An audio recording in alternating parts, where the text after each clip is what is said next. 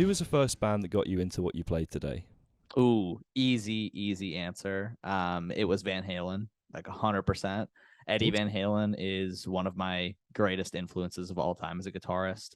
And I think I've recounted this so many times because like he passed a couple of years ago, and I went back to this exact live performance DVD. The DVD is called Live Without a Net, and it was when Sammy Hagar was fronting the band, and that watching that DVD through, my parents always took it on road trips and stuff, so it was like, something I'd watched so many times, and that was like the pivotal, I guess, moment or experience, piece of media for me that I was like, I want to be a guitarist. That's like 100%.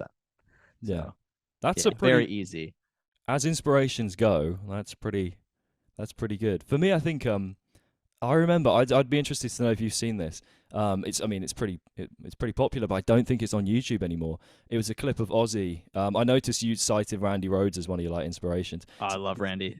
Yeah, it's a video of Ozzy live, and he's in what can only be described as like a lycra like squirrel suit, a blue like, and he's doing like Crazy Train and Mr. Crowley. I think they did I Don't Know as well. And Randy's got like the V, and it's like the solo for Crazy Train and for Mr. Crowley live. Both of those versions, I think, were like so much better than the original. Don't get me, the original was great, and obviously he did it, so this isn't exactly causing any offense to him. But I thought that live version, there's like a particular like he hits this pinch harmonic at one point. You're like, whoa. And then you listen to the original and you're like, where's all that? I want all of that in the. I know, man. It's funny you say that because there's these small nuances in the live performances of those solos that like once you hear them, you're like, every time I play that solo now, or every time I think of it, that's the version I'm going to. That's where I gravitate towards. Do you know the video I'm talking about? Yeah, I've seen that. I went down the Aussie rabbit hole for years. Yeah. I remember showing that to my friend when I saw it when I was maybe 11 or something, and none of my friends were into like, especially like live clips of old music. Like none of my friends are into that. Did you this actually isn't at all a topic I actually sort of prepared, but I'm interested to hear. Did you, in terms of your influences, obviously I think we're about a similar kind of age. I think I'm a little younger than you, but in terms of music growing up, I feel like most of my friends were into quite charts music. It'd be like the now that's what I call music CDs, I don't know what kind of numbers you were on. I could maybe judge your age by which number now CD you were listening to. Ooh, yeah. Is that the question? Is like no, that wasn't the question, but you got me thinking. I was like, you can answer. I think I had like we had like Much Music in Canada, so those were like the compilation CDs I guess we had of hits, and it was like Much Dance 2002 was like ours were just literally numbered. Mine was Now 67, but not 67. It was but anyway, what I was going to ask was I'm going to assume that with that inspiration of Van Halen, there aren't many kids, or from my experience, there weren't many kids that are into that stuff at a young age. Not really. Did you find it maybe difficult to kind of find new music and find inspiration in that sense, or did you quite easily gravitate to this stuff, or did you ever find yourself tempted just to kind of ditch that side of music? Such a good question. I think so. When I first started like really getting into music, it was like classic rock. Like that's like the only thing, I went from being so into like Van Halen, then went to like Black Sabbath, and then went through the whole Ozzy thing. And I spent a lot of time there. And then I started like branching out into Metallica, and that was kind of like my gateway drug into heavier bands like Trivium and All That Remains. And that was like kind of like my gateway drug into like modern metalcore at the time. And I guess like in a way I had like a really, I guess, like tight community of friends that were into that type of music. But whenever I would go out to parties or be like talking to, like my classmates or stuff like that, like they'd look at me like I had like two heads, and I was like, have you heard like this song? Have you heard this song? Or especially when it got like really into like the screaming and like aggressive vocals and stuff, most of the girls would look at me like I had two heads. So I think like, I had like a really like tight group of friends that were all into that. Like the band I was in high school, we were all into like the same bands. We were like big into Lamb of God and As I Lay Dying, and that's when I kind of went into like the whole the metalcore thing. And that's where I've learned some of my best guitar techniques and best guitar skills. And then when I went off to college, high school's done, I go off to college. Everyone's listening to like the charts music. And, I knew that was going to be a thing, because I started applying the like guitar prowess I had gathered from these metal songs and putting it over pop music. And that became really interesting. And that seemed to connect with a lot more people. And that became kind of like the addictive process for me, was like adding this like crazy shred guitar to pop hits that are coming out like, every week or every couple of weeks. And then I ended up connecting with a lot more people that way. So that was, kind of my my journey over the first couple of years of it. That's so cool that you had a group of friends that were into that stuff, because I think a lot of people have to really search for that. A lot of people that are into metal are like, you kind of feel like a bit of an outcast. Yeah. Yeah, it's something that, like, I know where all the rock bars are now in my town, but that's not the same. You can't really, I don't think 13-year-old me would have had much luck getting in there. But that's really cool, and I think something that that always interests me, but I think particularly with yourself, is I'm really interested to hear how, obviously, as you've built really quite a large following online, that initial spark that kind of makes you want to do what you're doing.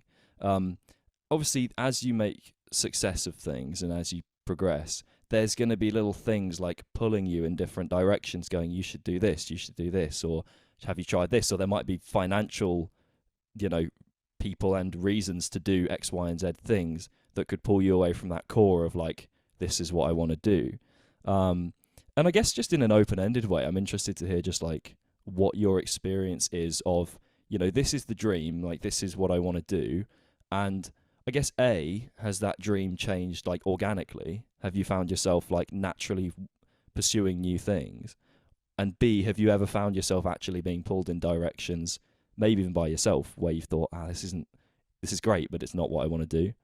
Yeah. That's a lot of that is such a good question. Man, bravo. That's a really good question, because I think it's something that, at least for me personally, I'm sure lots of people can relate to this, but it can be quite a consistent battle. I'm in a bit of a unique situation, I guess, being, I've self-managed for so long, so I really like called the shots, but that also comes with a large degree of accountability for, assuming the consequences for any mistakes that you make. So I've always kind of just done what I wanted and like what I thought was exciting, or like what like really interested me, and that gave me like that burning passion to want to keep doing it. Because like when I started doing YouTube, I made absolutely no money from it for such a long time. Like it was really just like a labor of love. I was like, I love doing this. I love sharing this with my friends. Like I'll have, a couple of friends come out to shoot the video for me on like some shitty camcorder or whatever. We were using, when I was shooting the videos in college, like we were using people's lights from their desk lamps from like their workspaces and stuff to light the videos. Like we had with nothing good. And I was making no money doing it. I just really, it felt like a fun experience to share with my friends.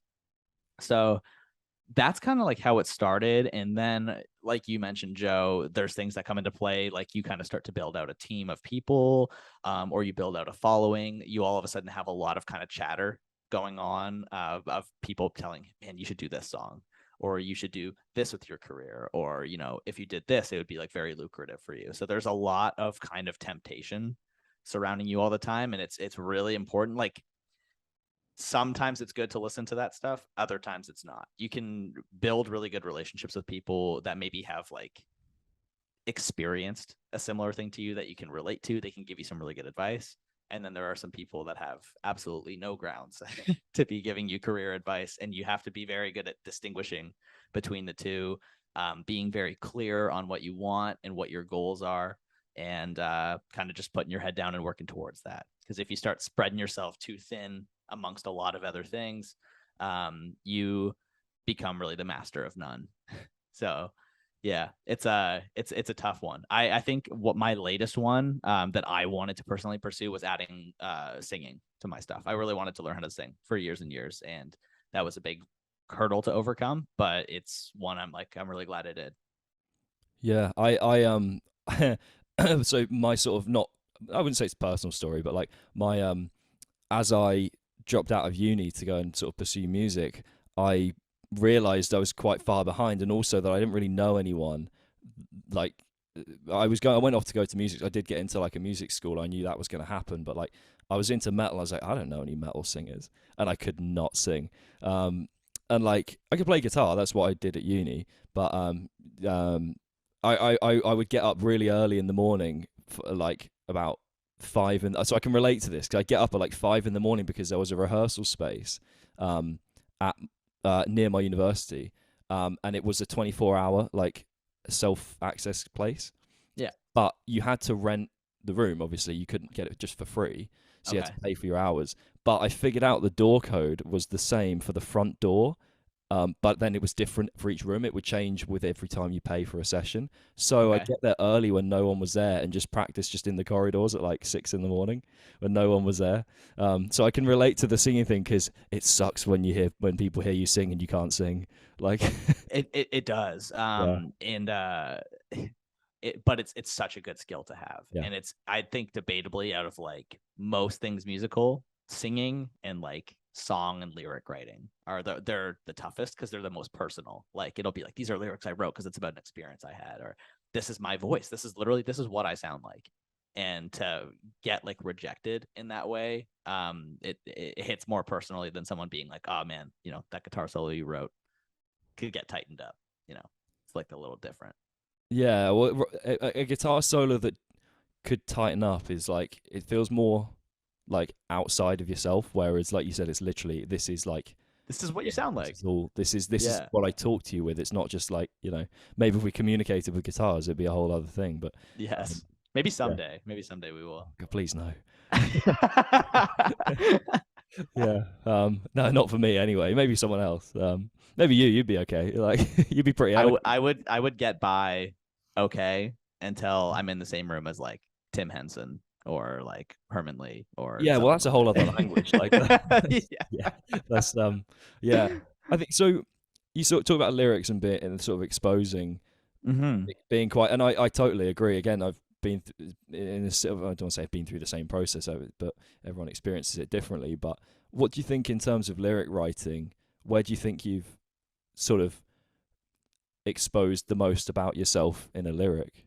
Ooh, that is yet to come. Actually, we're shooting the music video for one of my upcoming singles, and I haven't even told anybody the name of it yet, or like really what it's about, aside from close friends or family. But it's definitely the most exposing song lyrically, because it's like a story that or an experience that happened so like fresh when we wrote the song. So I was like, boom, let's go. Let's make a song about it. I got a lot to say.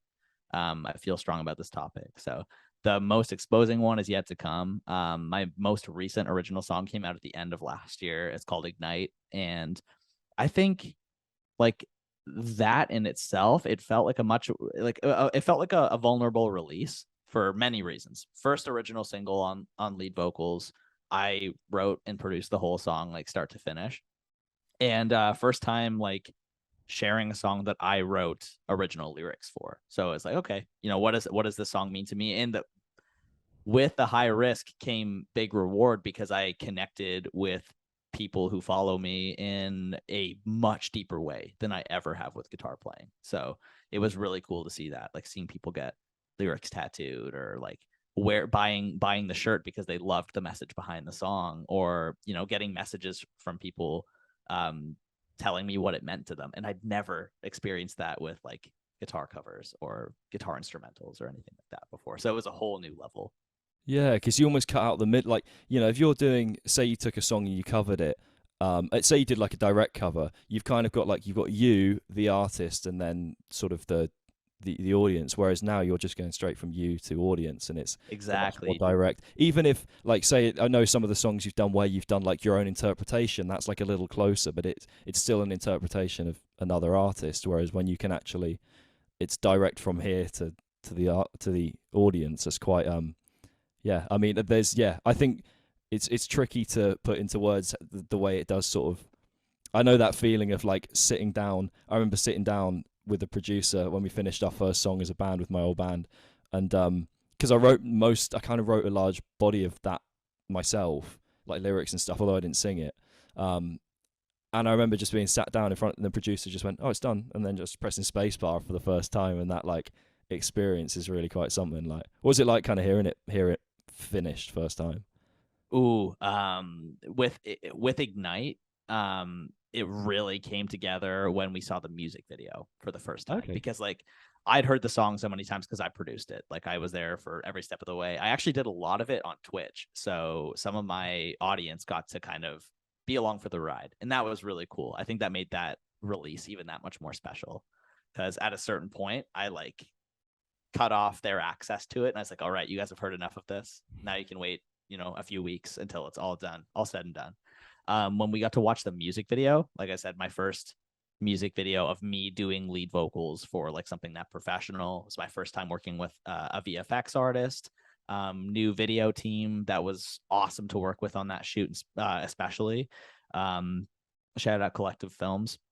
And when we saw that, it was me, my girlfriend Arsh, and my mom and dad. They were actually up for the weekend when we got the final cut of the video, and it felt so special to do that. And that hit so hard. We actually had like a little bit of a watch party at my house the day before it came out publicly.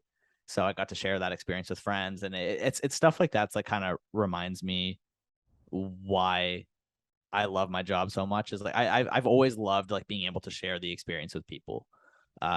So yeah, I think that was definitely something super special about Ignite. And we got like like you were saying, you heard the song from the producer the first time, you get that kind of like goosebumps moment. Yeah, our goosebumps moment was hearing or watching the music video. That's cool. I think that ties in so neatly with like what it is that you do, and it's it's not just the music, it's about like sharing that whole media.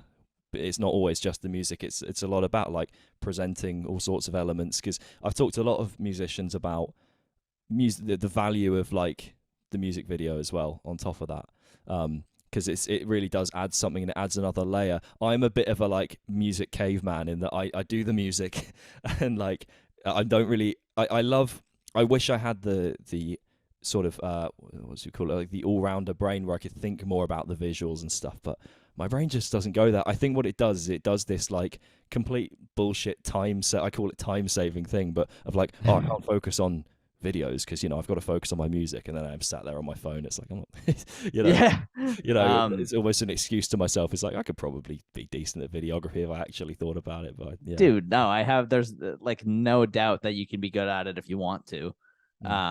It's, and also too, maybe it's a matter of like you bring on an awesome director or like a really good videographer, and you guys sit down at the pub because you love the pub, and you guys talk about it, and you'd be like, hey man, like let's just listen to this song together, and how does it make you feel? Like what kind of, close your eyes, what kind of visuals do you get with this song? And it could kind of form from there. You guys start riffing ideas back and forth. Next thing you know, you get that goosebumps moment. Someone comes up with a really awesome idea, and you're like, that's what this is about. And that's when you get that kind of intertwine of the audio visual aspect to make something super good. Yeah, for sure. I think the what also this kind of ties in with something I was I think I kind of mentioned in my very long-winded question about 4 hours it feels like ago after me asking that. The initial thing I was interested in, and I do not blame you for not getting all of that question. I nearly forgot half of it anyway. I did my best. No, you did really well. Was has the dream, let's say the dream as in kind of what you're trying to pursue, have you found that that's changed organically and in a positive way? So for me, for example, I'm still pretty set on the idea. The podcast has become part of what I want to do, but really producing original music and touring, being in a band, that's like the dream, if you like. Right. And that hasn't changed much, although the podcast has sort of almost become part of that, and I'd like it to be a vehicle and a part of that, because I really enjoy just, like you say, connecting with people, and especially people that I share a passion with. What did the dream sort of look like when you started, and has that has that kind of changed? Has it changed direction in any particular way? And sort of naturally, I'm not talking about people pulling away at you saying do this. In terms of your own processes, has that changed at all? Yeah, kind of like how over the years, certain things like as we grow, you just kind of organically change. I would say definitely, yeah. I think from when it started to how it kind of like started growing, like it's been such a long process. I made my first video, nearly 13 years ago, and I was just a kid, like I was 15. So yeah, it started off being, I would say, like very kind of like, how can I continue to just like grow my profile all the time? How can I get like, check off all of these like personal goals? And I've been fortunate enough to be able to achieve a lot of them. I still have many more to go. But where my head is at a lot more often now than it's ever been in the past is like, how can I pay my experience or pay a portion of my success forward to other people and help them get the leg up, because there's a lot of times that I could have really used that. So how can I share my knowledge with others? How can I share this experience of this brand that I've built with other people? For example, one that we've done recently is I have a team of moderators that run like my Twitch and my Discord server and stuff. And if you've ever embarked on either of those endeavors, you learn very, very quickly it's not something that you can do on your own. Like you need to have a team of good people to make sure that everything runs smoothly. So we did like a meetup for them in Nashville this past weekend. So we got to like get everyone together and meet them in person and like get to thank them in person for working so hard for me. So I think that's been a really cool kind of like evolution of that. Having great video teams that I've gotten to work with, great producers that I've gotten to work with, and artists that have brought me on stage. Getting to share this whole experience and journey with other people and maybe, pay forward my skills and my knowledge to other people. That's where my head has kind of been more so, I'd say, over the past couple of years. And how do you kind of, it sounds like you're quite proactively sort of staying connected with the people that matter to you. How do you kind of maintain when you've got, was it 1.3 million people? How do you keep that kind of connection because obviously keeping a connection with say 50 people even that can be difficult, to be honest. So when you've got that many people and lots of people probably demanding your attention, how do you kind of keep connected to the people that matter? I think there's ways, if you pay attention, it's quite easy to find the people that do matter, or the people that are like showing up to every live stream, the people that are commenting on every video. Like you're going to start to recognize names that you see on a very consistent basis. Are these people good energy? Are they encouraging, or are they providing good suggestions? How are they interacting with other people in this kind of like umbrella of a community? So, if you asked me that question 3 years ago, before I started doing Twitch or had a Discord server or anything like that, my answer might have been different. But now I've gotten a chance to like connect with some fans on a deeper level through, Twitch, Discord, Patreon, stuff like that. I talk to some of them on the phone like once a month. And I think if you pay attention and you put in the effort, it's not as hard as you think. I don't do many live performances. I would love to do more of that, but that's also another great opportunity to connect with fans. As an artist, I think it's important to think about the kind of like fans for life model. Like, how can I connect with people in a way that they're going to remember years from now? And that's not in any sort of way besides being like, hey, if you weren't here to, give me your time, or if you didn't choose to listen to me on Spotify, there you have infinite other options. How can I make that experience even more special for you? I think that's a good way to approach it. Yeah, it's something I think it's difficult as you grow to kind of, because I mean, so like I've only experienced it to a small degree where the old band I was in, we kind of got a little further than like local band kind of level. We're starting to make a bit more progress, and every now and again someone would just talk to you in a way where you think like, I feel like you're trying to get something out of this, you know, like in terms of, oh, can we get on a gig with you, or like, can we? And you know, I never got it to a massive degree, but if I can notice it, I can only imagine what it might be like to kind of have that sort of, again, finding the wrong people. How have you kind of dealt with, like, I mean, obviously you never asked you to name anyone, but have you had experiences where you've thought, that was, I've worked with the wrong person here, I need to move on? And how do you work with kind of finding the right people on a professional level to work with? That's a great question. I feel like I need to tread cautiously here. No, Yeah, I would. Yeah, definitely. I mean, you know, we're not live or anything, so yeah. Okay, But so yeah, I'm obviously, gonna I would speak never. very generally. I'll speak very generally. Sorry to cut you off, Joe. No. But I think that can go for really just, I guess, like as a general life principle. Like, you're gonna meet a lot of people, you're gonna brush shoulders with a lot of people, have to work with people, and there's a whole social and human interaction aspect to every career that's very important. I would say, like, one thing I always do say, because I hire a lot of people as contractors, I don't necessarily have like regular employees. When I find someone that is great at their job, they bring good enthusiasm, they go the extra mile. You know, maybe we've hung out together outside of a work setting and we've gotten to know each other a little better, and we've been able to build rapport. I do whatever I can to make sure that those people feel valued, and that if someone, when I'm not around, they're like, oh, you work with Cole? What's he like? The first thing that comes to mind is they want to be like, he's awesome. Like, he's a good person to work with. Obviously, that's not the case all the time. Sometimes there are experiences, and unfortunately, you have to have the confidence in yourself to stand your ground, because you don't want to be, everything is on a spectrum. You don't want to be the total opposite end of that spectrum and let people walk all over you.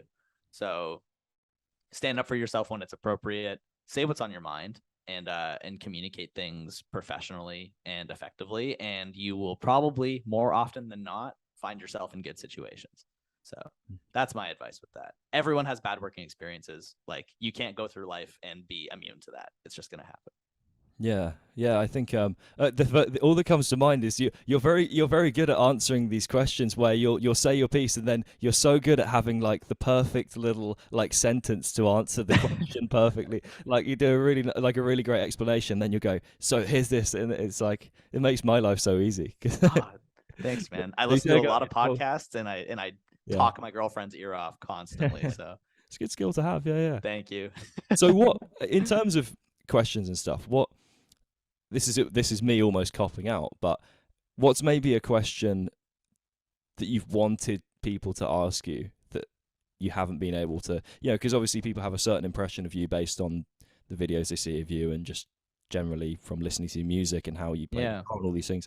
What do you think is maybe like the question, or something that you'd like people to know about you? Something I'd like people to know about me. Yeah, a bit on the spot, really. Yeah, it doesn't have to be a fact. It can just be like I don't know, something about you as a person. I think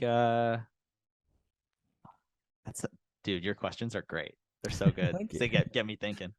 I think that there's probably like quite a lot of maybe like predetermined opinions about me, maybe just like based on appearance, or based on, I think a lot of people deal with that, because, like, you know, if you don't actually have the opportunity to like sit down and talk to someone at length, which a lot of times we don't, we tend to draw conclusions based on, you know, the snapshots of somebody's life. Like, Instagram is really just like a highlight reel of somebody's life.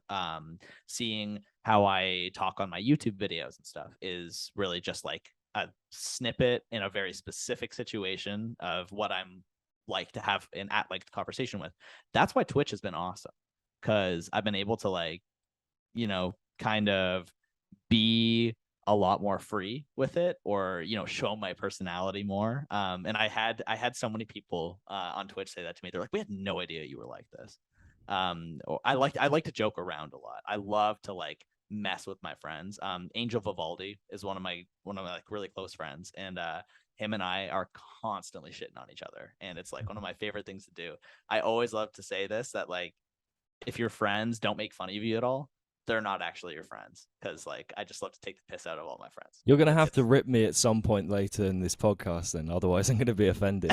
It's funny actually. I've been talking to Angel about sorting a podcast out. He's we were going to arrange it, and I think he's got a busy summer. So hopefully I think September we're talking. So He doesn't have a busy summer, man. He was FaceTiming me from his hammock yesterday. I'm kidding. I'm kidding. He's very busy, but he would be a great guest to have on. He's great. No, I'm sure. Yeah. Well, why don't you? You know how I said we have a question for the next guest? Why don't I can hold on to an insult for him for you if you want. Oh, pressure is on. I already had like an answer to that I wanted to give for the next guest, but now that I know it's him. Oh no, he's not the next one. He's just, okay. So but if you want to save up an insult, and I can promise you. Oh no, I was about to say maybe I'll just open. I don't think I could say it. Just like try and say it as if it's me. But I think that would just go badly. We are wildly inappropriate with each other, so I might have to like text you this one after. When I think of something that's not going to get you canceled. Okay, good. I don't know, a headline might help. Yeah. Depends All publicity. Yeah. Yeah, there's no such thing as bad. Well, yeah, no, I'm hoping to chat to him in September. But it's interesting. I think Twitch and the way, and particularly in the moment media is like, I really like the fact that it seems to be becoming more popular, because there's a couple of reasons for me. One, well, kind of the main reason for me actually is my main interest is kind of the creative process itself, and I always get hung up on like I love filming these podcasts, but I get really hung up on just like editing videos and uploading and emailing and stuff. As much as I love like emailing and being in contact, but like in terms of admin, it really just grinds my gears. I'm like, I just want to I want to sit and play guitar. It really gets on my nerves when I'm like, relatable, that and the other kind of related X, Y, and Z thing. Like if I want to put a video on Instagram, it's like, I gotta clip it together. I got the light, and I got to record it, and I got to do that take again. And it's part just of the job, man. Huh?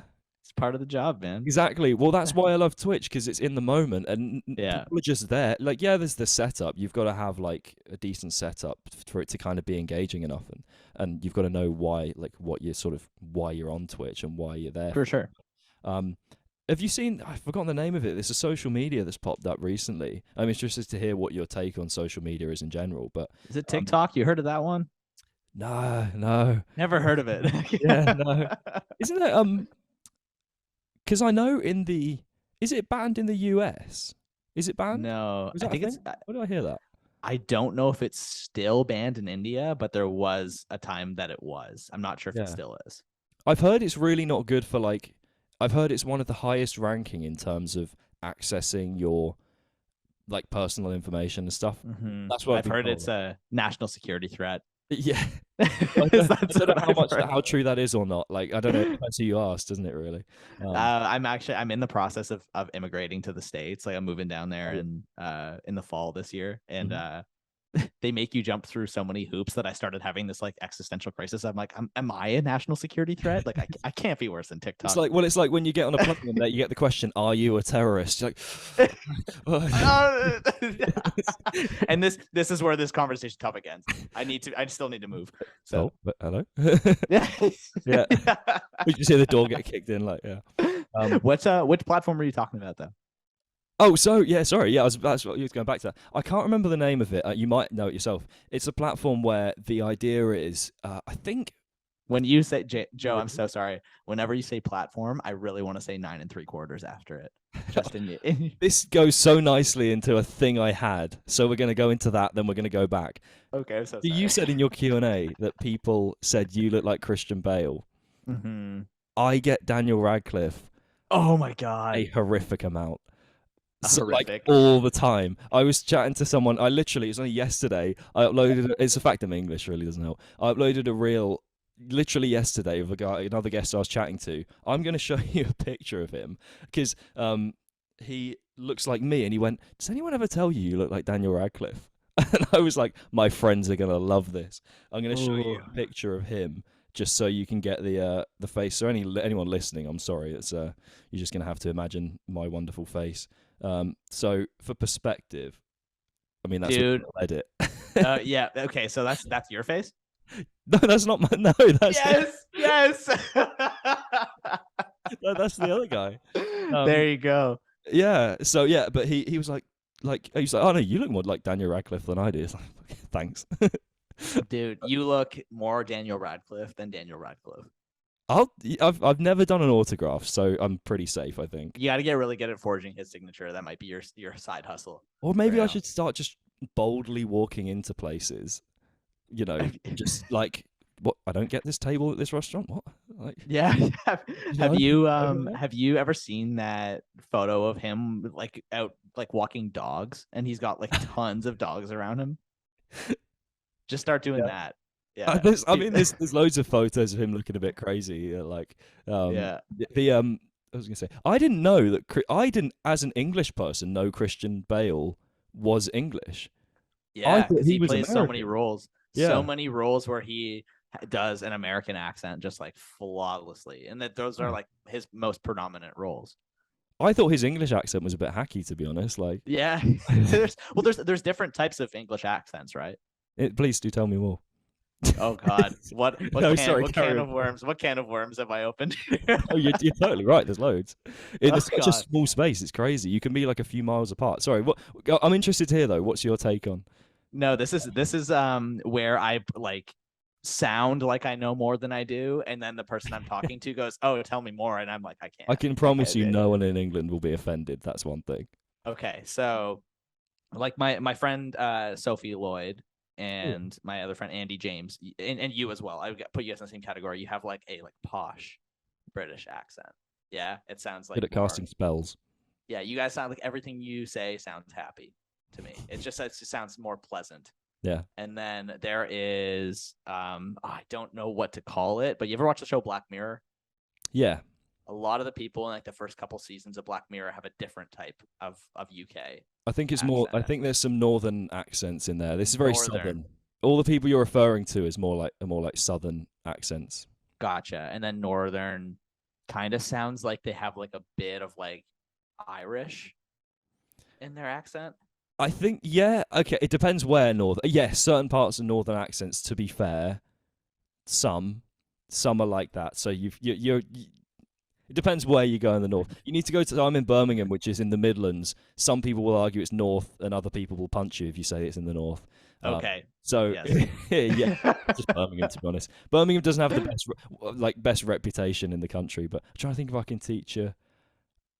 If you say, I'll try to think. I'll think of a Brummie phrase for you. Brummie that's Birmingham Brummie. That's the Brummie. that's the thing. Okay. Anyway, completely back to there's a social media. I think it's called Be Real, but I might just be making that up. It's something like that.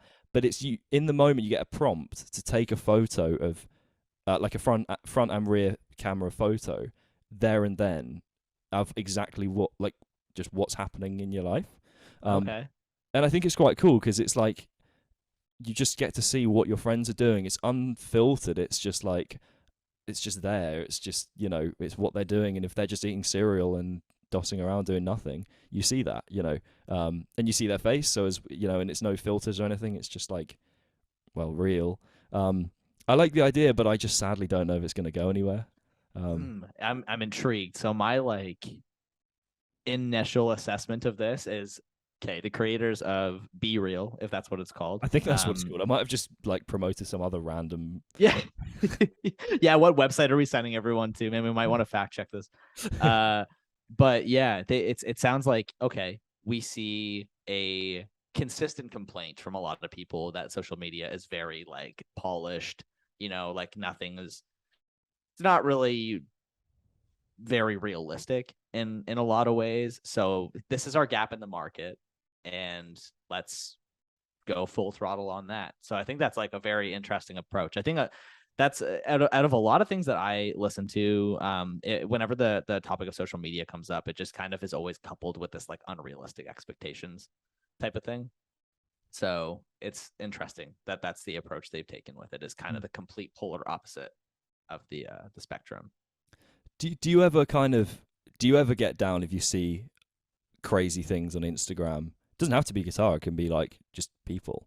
Do you ever find that kind of what's the unrealistic, because I find I look at so many things, it's often guitar related things, but it's often not, where it's not realistic, as in it might be real, but like it's not like, yeah, you see these videos with all the cool music and people are like skydiving out of stuff, or and you just think like, oh, that looks awesome, and it's not like it's not like everyday life, it's just something they're Yeah. doing there and then, but then you scroll to the next thing and that's someone like, I don't know, doing some other crazy thing. You kind of It's start to get this idea that daily life is just all of these, and it's like, do you ever find yourself getting wound up in that? Yeah, I think most people do, like at some point. It makes the comparison game like very common, and like you said, this point has been beaten to death, but you're seeing like the highlight reels of people's lives, but when you're seeing highlight after highlight after highlight, like back to back to back to back, it can kind of create that false idea that you should be somewhere else with other people doing other things like all the time. And that's not realistic, and that's not true. It's weird. You can I think it's one of those things that society has had access to in such an unregulated fashion that, like I said, there's always the needle on the spectrum. It's like way this far, and people need to like regulate their exposure to it and enjoy their lives and the people they're with and what they're doing. Yeah, I mean, because it's like there's that kind of thing of, in theory, everything that all of this unrealistic stuff that you see, you could just enjoy that. Like you could just enjoy taking that in theory, but it's so difficult sometimes just to enjoy it for what it is and get away from that, and not try and almost always put yourself in those situations of like, oh, I want to be, be doing that, or I want to be that good at guitar, or or I want this many followers. You touched on this earlier, Joe, like how you're like, do you ever feel like pulled in different directions and stuff like that? And that's actually kind of, I think a lot of people struggle with that, because they'll go on Instagram or whatever and they'll be like, oh, I should be doing this, but I should also be doing this and doing this. And it's like, no, man, like, what do you want to do? Pick one thing, get super, super good at it. And I think that as a byproduct of that, probably opportunities that you want will come. And how's your definition of success changed in the time you've grown? Changes. I think I'm in like some kind of transition period of my mindset in life, for sure, because like when I was younger, it felt like material things felt like a lot more important to me, and now I'm a lot more interested in strong relationships with people and like shared experiences with people that I love to be around and things like that. I think those are the type of things that kind of they have a lot more what would be the word for it, like a lot more staying power or longevity in life. Those things are super important, and it doesn't mean I love my guitars. I'm always going to love them. They're like, my prized possessions. But I like getting together with friends and playing music and like sharing that experience with them, or going on like a really special date with my girlfriend or stuff like that. Like things that I'll like look back on and be like, you guys, see these people years from now and be like, you guys remember when we did this? Like that day was so fun. So that's kind of a lot more where my mindset is. And that feels like success to me. Like when I have really strong, fruitful relationships with people that I can have good conversations with.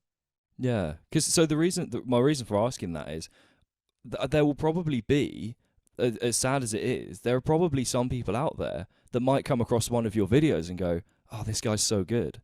Like, how do I do that? What would be your kind of advice to people that might see that and be like, oh man, like I wish I was that good, or I wish I had these followers or this success. That's why I asked before, because I wanted to know what. I'm almost trying to preempt your answer, hopefully. But what would be your advice to people that might see you doing really well, basically, and go, oh, that bums me out? My advice, I mean, it would probably be like, you can do it too if you want it bad enough, because it doesn't come without sacrifice. Like, there was, a lot of years in college that I really didn't party. like as much as my friends did. And yeah, I could have done that, and I could have had a bunch of crazy nights with them and stuff, but I spent a lot of them making YouTube videos. And the videos that I made ended up like serving me for years, and I got really good at my craft, and I kind of played the long game with it. I didn't know at the time because I was just a kid, but like that ended up serving me so well because I got to make, like, I've met some of my best friends in the world through my craft, and I never would have been able to do that if I didn't invest the time in when it was really important. So yeah, I don't know. I don't have regrets about that. But to answer your question, do you really want to do it? Do you want it bad enough? Because like you can do it if you put in the hours, I'm sure. But that doesn't come without sacrifice. So Yeah, I think that's, and for the record, that wasn't me trying to call you out or anything, because I realized that no. might have sounded a bit like that. I hope from the conversation, that's not what I'm trying to do. Oh, no. It's more that I know there will be people, where they'll see anyone like yourself who's putting out like high quality videos, even if the video quality wasn't low, but you play guitar really well, or vice versa. If it was like okay guitar playing but really awesome video, you got loads of followers. There's a million things people can like tag onto and go, oh, I wish I had that. What maybe is there anything apart? I mean, there's two things you said that I'm interested in. One that you almost said as a bit of a throwaway, but I thought was quite interesting, was how you kind of just said, I didn't know at the time, like I was just a kid, but you were just working, you're just working towards it. And I think that it's about finding that thing that you enjoy, where you don't almost even have to think about the fact you're doing it. You're just pursuing it because that just feels like what you almost go, like, if someone said, oh, why are you doing that? It's like, well, I just do. It's what I do. like, Yeah, I thought that was quite love interesting. I have a teacher from high school that like I still talk to every now and then, and she was my grade 12 math teacher, and my grade 11 math teacher, and she was also my guitar class teacher. So she had me for a subject that I loved and was obsessed with playing the guitar, and I suck at math, or at least I sucked at that. And it's not that I wasn't capable, it's where I chose to apply myself. And she said this to me like years later, after I had like really started to kind of come into my own and like my career path with music and stuff. And she's like, it blew my mind because I had you for these two very different subjects, but you were like two completely different people. And I could tell when I had you in math class that your mind was in music class. You were always like tapping your feet. You're always like, had your iPod in or like doing stuff like that. She's like, I could tell where your mind was. And then I see you in guitar class and you were like fully engaged, fully applying yourself. You were two totally completely different people. And I told my mom and my dad that, like, after I had that conversation with her, and they were like, I can see that. It's really about where you choose to like fully apply yourself. You can become a master of one thing, or you can become a master of no things if you decide to like not apply yourself and you spread yourself super thin all the time. Yeah, I think again, kind of like in terms of how you engage with those things, it's like the typical. I think very true, but the typical thing is to love the process. And You have to. obviously, I think it's so much easier, or maybe it might seem so much easier. There might be a lot of people who would listen to, again, someone like yourself who's found a good amount of success with it, say, oh, it's easy for you to love the process when X, Y, and Z, Have there been times where you've, obviously, we all know, or not we all know, but a lot of people know that enjoying the process is kind of that's the best thing. If you can enjoy, love the journey and all that. Have there been times where you've forgotten that at all, or kind of found yourself like stuck on like, I need that many subscribers, or that video didn't get this many views? Do you find yourself falling into those ruts at all, or are you quite good at just keeping up with the like enjoying out what you're doing? I'm not always good at it. There's like ebbs and flows to it. I've gotten a lot better at like training my mind to not get hung up on stuff like that. I think if you tie all of your personal value and like your whole identity to line graphs on the internet, it's a recipe for disaster. So don't do that. That's not smart. I'm gonna repeat what you said, and it sounds like a cheesy, like cliche saying that a white mom would put on her wall in her house, but like it's about the journey, not the destination. I was joking with my parents about having "Live, Laugh, Love" written on my wall across. That's what I'm saying, bro. That's nailed it. But yeah, so it is really true though, because let's talk about the Instagram of life. You're like, okay, cool. You saw this person got to play this crazy show, or they're in the studio with this person, or they got this car or whatever, blah blah blah. You're not seeing all the things in between. You're not seeing all the like rejection that they got to get that one yes. You're not seeing the hundreds of no's they got to get that one yes. Or all of those nights that they didn't go out with friends and they stayed in and they honed their craft and they put out a banger of a video, or they got over the hump of even like putting out a video to begin with. That's a lot of things. That's one thing I think that like cripples a lot of people, is the analysis paralysis of, is this good enough to release? And it's like, no, man, just put it out. Cause like, you're going to make another one and it's going to be better, and you'll make another one and it's going to be better. And you got to just like keep overcoming these mental obstacles. And if you can consistently do that and just keep crushing the output, you never know who's watching your stuff. Like you could have some crazy opportunity come out of nowhere because you posted a video. You have no idea. Something that I was quite happy to hear from a previous guest was, he was saying, because I email loads of people that I've never spoken to in my life. Because I need to meet people for the podcast. Yeah, exactly. Like, do you realize how like uncommon it is just to be able to just email people and just say hello and just like, and I was like, I kind of did, but I thought it was quite cool to hear it from him, because it was like, I think, yeah, people are afraid just to sort of take that little step. Shoot your shot. Yeah, shoot your shot, man. Yeah. So it's I was quite happy to hear that, because I thought it was I kind of sort of realized it myself, but it's nice to have someone. I don't. You don't always want to rely on sort of affirmation from everyone else to you, but it's nice to get some idea you're going on the right track. Who doesn't love a little positive feedback? Exactly. It always feels good, man. Yeah. So did you ever get the two ticks and a cross kind of thing in your school? Like, this is what you could do better, but here's your positive. I do that for, man, this is how much of a piece of shit I am now, is I do that for myself. I'm like, that's good. You gotta do that. Yeah, I try. Yeah, sorry, carry on. Sorry. Oh, I was gonna say, yeah, like just trying to be self-aware, because there's always things you can tweak and improve on. Yeah, I think something that I keep bugging myself to do is journaling, like not literally writing note for note my thoughts, but just writing down like, what have I achieved today, how big or small, what am I grateful for. I think being grateful for stuff is a big thing, because it just switches your mindset. And I think and then like what am I excited about, what am I inspired by, answering these questions for yourself. Again, it sounds a little bit cheesy and a bit like it's but I think it's more, you talk about in the movies when they stand in front of the mirror and they're like, I am confident, I am. Oh yes. But I feel like it's not quite that when you ask yourself the question, rather than just trying to state things. I am. Yeah, totally. I think like it's more introspective. Something as simple as like when you get to spend time with your friends you haven't seen in a while, and you kind of have that moment where you're like, man, I love you guys. It's awesome. Or you have a really great thing happen, maybe career wise or relationship wise and stuff, and you like acknowledge that out loud, and you're like, man, I'm really excited about this. This is awesome. Yeah, I think it's very easy to focus. Again, it's easy with social media and stuff to focus on these things. But there's kind of like, there's a couple more things. There's one in particular that I was interested in. This ties in a little bit with the whole like the dream idea.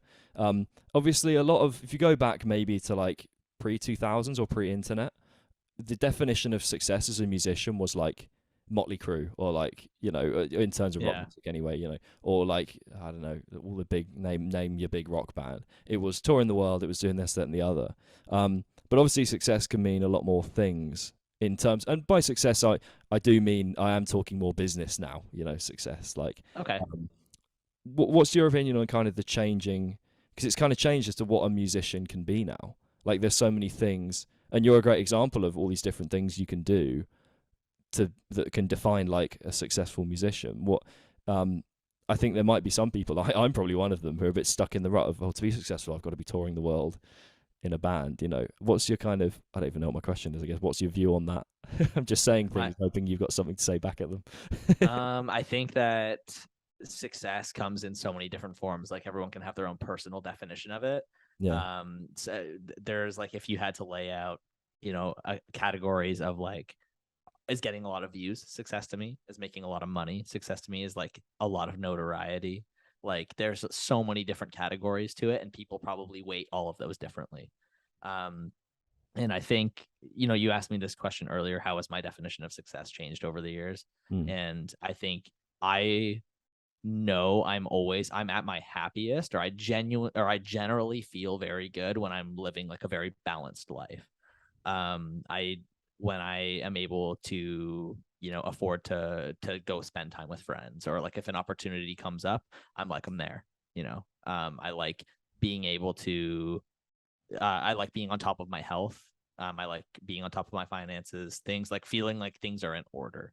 That feels like success to me. That feels awesome. And I don't feel like I'm super tilted and in one side of things. That happens. Like there's different seasons of life, and you got to change gears and put a lot more focus into one thing. That's going to happen. But I know I'm always at my best when I feel like things are very balanced. It takes effort to keep it that way, though. Yeah, I think I feel like as creatives, we're just so bad at routine. I think like because if you Routine's do, important. yeah, like if you do a 9 to 5 job, and like nothing wrong with that, but it's much easier because your routine, not easier. Sorry, I'm not saying it's easier, but the routine side is there. Like you kind of have to do it. Like you You have need to. structure, man. It's very important. Yeah, so I was gonna say, how do you keep that structure? Because from an example from me is I teach guitar. That's my job at the moment. And naturally, most people are available like 5 till like 9 in the evening. Yeah. Some later in the some like late afternoon, and then I teach like a whole day on a Sunday. So for me, if I don't force myself out of bed in the morning, I could be getting out of bed at like 2 o'clock every day. I could because like I could just start teaching. If I don't start teaching till like 3 maybe, I could just completely lose that structure, and I find it quite difficult. Like it would sound almost pathetic to say it to my friends that are up working in London, getting up at 7 in the morning or whatever, because they're like, "Oh, you get up late," huh? But it's like no one's making me get out of bed, so I struggle with it sometimes. I'm just like, oh, do I have to get out of bed now? Yeah. One of you can relate. Discipline trumps motivation 10 out of 10 times. So it's not a matter of like, oh, am I like motivated to do this? Man, there's gonna be so many days that you're like, oh, I'm not thrilled to do that, but you still got to do it because that's what discipline is, and that's how you consistently build something. You don't get in awesome shape because you only go to the gym when you feel like it.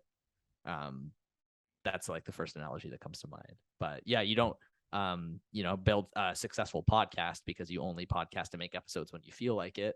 You got to do it consistently, and that's how you grow it. Yeah. So, I'm trying that. Yeah, trying. Working outside's not going so well, but the podcast is going okay. Oh man, dude, that's how maybe that's a good way to like kick off your day, is to like kick it off with the workout, feel great, get a good meal into you, and then buckle down and work. That's the two things that I think. I'm not saying I'm perfect at either of these.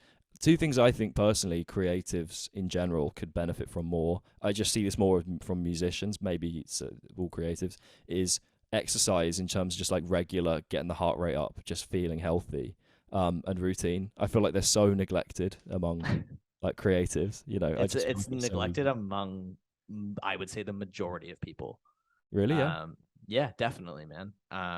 It's a super important thing though, man. If you want to play the long game of life, and you want to be healthy when you're older and a parent and stuff like that, and not be struggling, it's important. Yeah.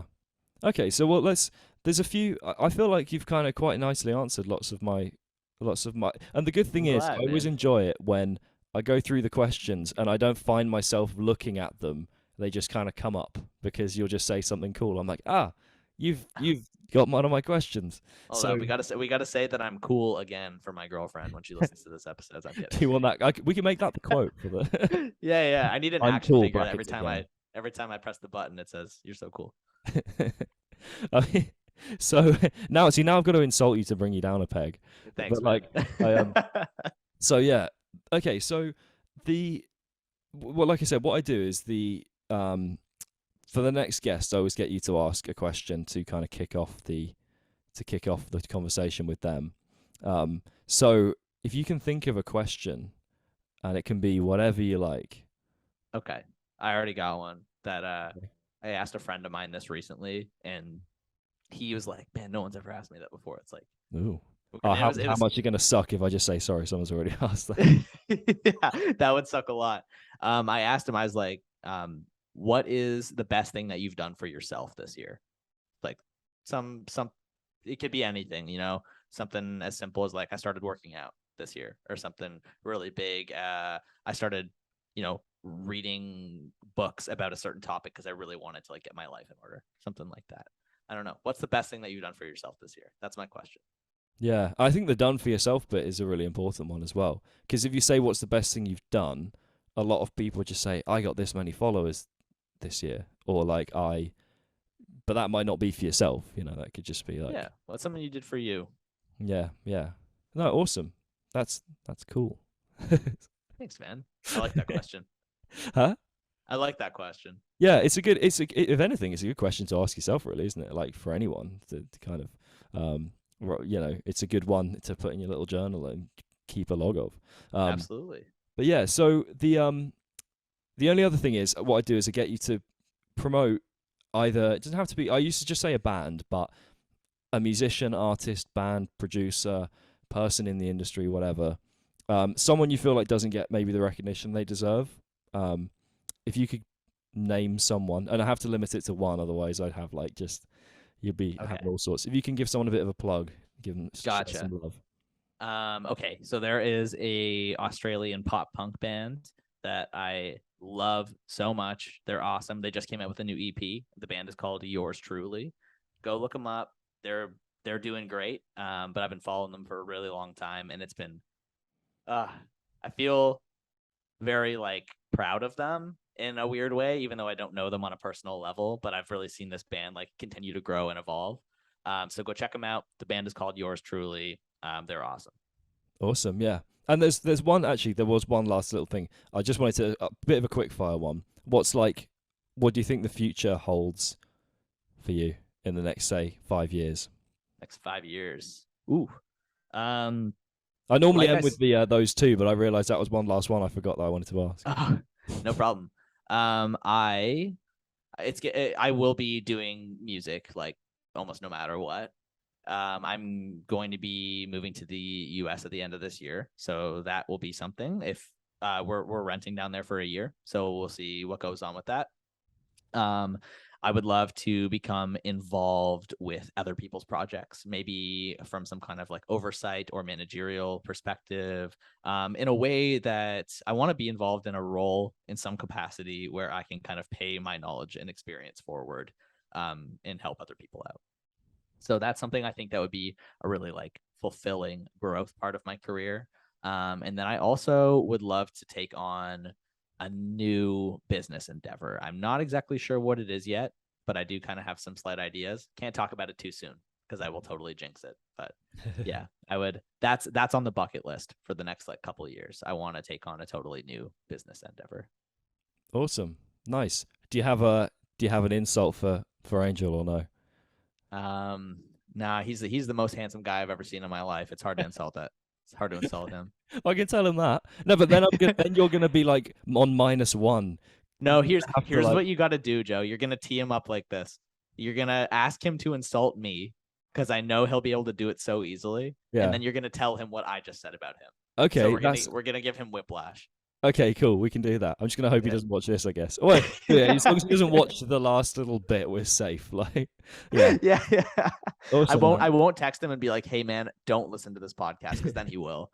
It's almost like the ultimate, like, yeah, meek. What's it? Kill him with kindness. Yeah, exactly. Sick. Well, thank you, man. Any last things you want to plug to the world or message? I've got new original music coming out this year that I'm really, really excited about. They're not ready to go yet, but they're very close. One music video is done. And the other one we're shooting the third week of August. So this fall, 2 new original songs. Get ready. And that's it. My new signature guitar is out now. That came out in the spring, and it's awesome. It's the best guitar you'll ever play. And I'm not just saying that because it's my signature guitar. I'm saying it because it's awesome. So that is a latest thing. And come hang out with me on Twitch. I'll be back to streaming very soon. And that's pretty much it, man. Without taking the next 30 minutes of your time. Always I'm will. just joking. Yeah, I need to go. I need to go. I didn't realize you were doing Twitch. I didn't realize that was like you got so many things going on. I'm sporadic with it. Like Okay. I'm not nearly as regimented as my peers, but I do have a really good time on there. It's kind of like my let's do whatever I want to do type thing.